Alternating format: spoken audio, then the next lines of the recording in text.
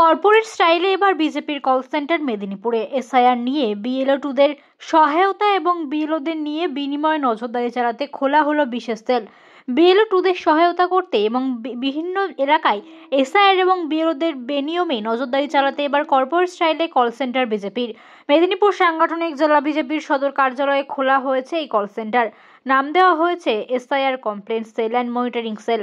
মেদিনীপুর সাংগঠনিক জেলার অন্তর্গত 7টি বিধানসভার জন্য 7টি আলাদা আলাদা ডেস্ক রাখা হয়েছে। প্রতিটি ডেস্ক থেকে একজন কলার যোগাযোগ করবেন এবং সংশ্লিষ্ট বিধানসভার বিএলও-2দের সঙ্গে।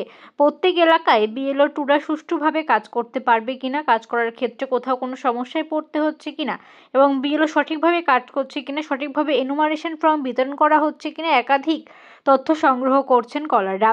যদিও বিজেপির এই উদ্যোগকে কটাক্ষ করতে ছাড়ছে না শাসক দল যাই বলুক না কেন, এসআইআর নিয়ে কোনোভাবেই কোনো বেনিয়ম বরদাস্ত করা হবে না, কিন্তু বারে বারে বুঝিয়ে দিচ্ছেন রাজ্যের প্রধান বিরোধী শিবির বিজেপি।